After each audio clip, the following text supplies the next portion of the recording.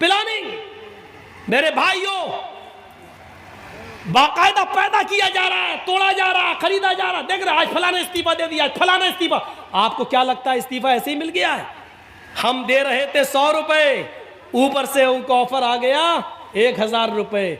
आदमी ने इल्ज़ाम लगा दिया ममता जी ऐसा कर रही हैं इसलिए हम इस्तीफा दे रहे हैं। हमें नहीं मालूम है जहां 100 की जगह कोई 1000 देगा तो आदमी वहीं जाएगा। ये सारे मामले हो रहे हैं बाकायदा।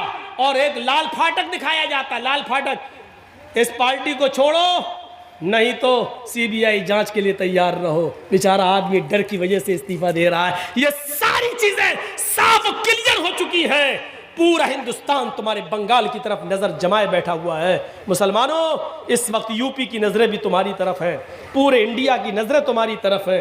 बल्कि और बहुत जल्दी मायूस हो जाती है, बहुत जल्दी मायूस हो जाती है। इसको फैसले करना नहीं आता, ये कौम मुत्तहिद नहीं होती है। मेरे भाइयों कितने 20 साल से जलसों में आ रहा हूं आपके इलाकों, आसपास के इलाकों में, और बार बार कह रहा हूं कि मुसलमानों अपनी ताकत को पहचानो। बार बार कह रहा हूं कि सुनो, तुम इस मुल्क के प्रधानमंत्री नहीं बन सकते, ये फैक्ट है। या सिस्टम ऐसा बना दिया गया है कि तुम राजा नहीं बन सकते, तुम वजीर आजम नहीं बन सकते इस मुल्क के। लेकिन अगर तुम एक हो जाओ, अगर तुम मुत्तहिद हो जाओ और पूरे भारत के मुसलमान एक प्लेटफार्म पे कायम हो जाएं, तो मैं ये कसम खाकर कह सकता हूं कि रब्बे काबा की कसम तुम्हारे बगैर भी कोई प्रधानमंत्री नहीं बन सकता, कोई वजीर आजम नहीं बन सकता। तुम अपनी ताकत को पहचानो, तुम अपने वजूद को पहचानो। तुम बटोगे तो उसका फायदा दूसरों को होगा, और हो रहा है।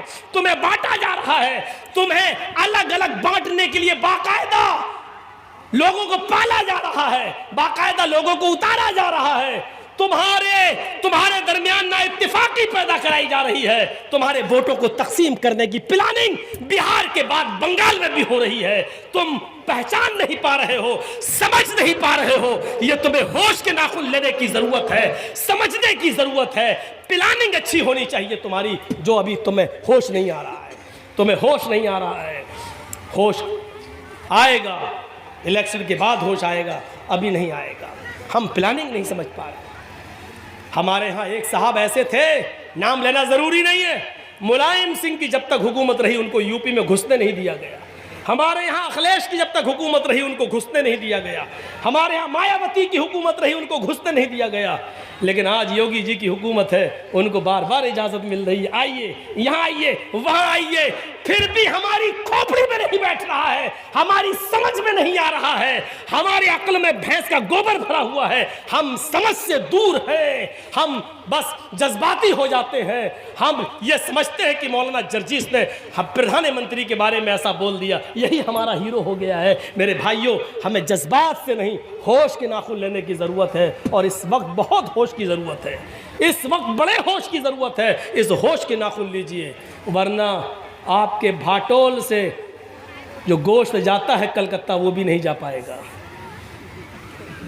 मौलाना को इतनी बारीकी की बात मालूम भी है, जासूस लगाए हैं मैंने हर जगह, सब मालूम है मुझे। मेरे भाइयों, एहसास पैदा करिए अपने अंदर, एहसास और इज्तिमाइयत अपने अंदर पैदा करिए। कितने जलसों में मैंने कहा है कि बड़े नुकसान से बचने के लिए छोटा नुकसान कर दो अपना। अभी मैं अपने भाई का पैर कटवा के आया हूँ टाटा हॉस्पिटल में। अपने फुफेरे भाई का कैंसर हो गया था, 10 साल पहले ऑपरेशन कराया था, डॉक्टर ने बचा लिया। लेकिन 10 साल के बाद फिर अटैक हुआ उस पर कैंसर का, और यही कैंसर। उसने कहा पैर नहीं बचा पाऊँगा, और कटवाया। वो मना कर रहा था, मैंने कहा नहीं, तुम्हें ज़िंदा रहना है। एक तरफ ज़िंदगी थी, एक तरफ पैर था। वो नहीं चाहता था कि पैर कटे। उसने कहा मर जाने दो, जितने दिन ज़िंदगी जी लेने दो, ऐसी ज़िंदगी से क्या फ़ायदा। लेकिन मैंने उसको कहा नहीं, ज़िंदगी रहेगी तुम्हारी, कम से कम बच्चों का चेहरा देखोगे, उसके कलेजे से पूछो।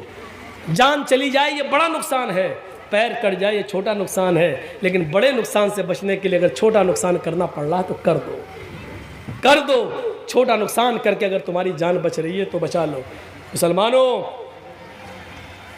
बंगाल की सरजमीन पर बड़ा नुकसान क्या है तुम जानते हो, और छोटा नुकसान क्या है वो भी जानते हो। अगर बड़े नुकसान से बचना चाहते हो और उस पर अगर आपको छोटे नुकसान की कुर्बानी देनी पड़ रही है तो दे दो, लेकिन बड़े नुकसान से अपने आप को बचा लो।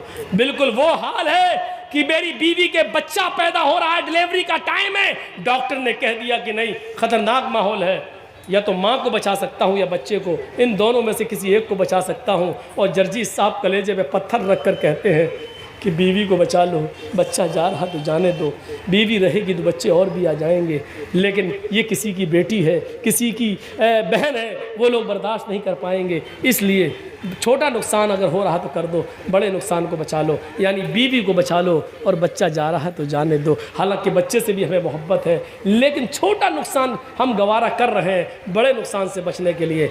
बंगाल के आने वाले चुनाव में आप भी यही तरीक़ा अपनाइए, बड़े नुकसान से बचने के लिए छोटा नुकसान करिए, तभी आपको बड़े नुकसान से निजात मिलेगी। देख रहे हो कैसे कैसे लोग छोड़ के भाग रहे हैं। प्लानिंग है, प्लानिंग हो रही है, प्लानिंग मेरे भाइयों बाकायदा पैदा किया जा रहा है, तोड़ा जा रहा है, खरीदा जा रहा है। देख रहे आज फलाने इस्तीफा दे दिया, आज फलाना इस्तीफा। आपको क्या लगता है इस्तीफा ऐसे ही मिल गया है? हम दे रहे थे 100 रुपए, ऊपर से उनको ऑफर आ गया 1000 रुपए। आदमी ने इल्ज़ाम लगा दिया ममता जी ऐसा कर रही हैं इसलिए हम इस्तीफा दे रहे हैं। हमें नहीं मालूम है जहां 100 की जगह कोई 1000 देगा तो आदमी वहीं जाएगा। ये सारे मामले हो रहे हैं बाकायदा, और एक लाल फाटक दिखाया जाता है, लाल फाटक, इस पार्टी को छोड़ो नहीं तो सीबीआई जांच के लिए तैयार रहो। बेचारा आदमी डर की वजह से इस्तीफा दे रहा है। ये सारी चीजें साफ क्लियर हो चुकी हैं। पूरा हिंदुस्तान तुम्हारे बंगाल की तरफ नजर जमाए बैठा हुआ है। मुसलमानों इस वक्त यूपी की नजरें भी तुम्हारी तरफ है, पूरे इंडिया की नजरें तुम्हारी तरफ है, बल्कि पूरे हिंदुस्तान नहीं पूरी दुनिया की नजरें तुम्हारे चुनाव की तरफ है, तुम्हारे इलेक्शन की तरफ है। ये तुम्हें फैसला करना है कि हमें कहाँ जाना है और कहाँ नहीं जाना है। हम किसी पार्टी का प्रचार करने नहीं आए, न मेरा हक है प्रचार करने का, और न कभी हम प्रचार करने के लिए किसी की तरफ से उतरे। मेरे भाइयों एक एहसास दिला दिया मैंने, तो ये बहादुर थे मोहम्मद।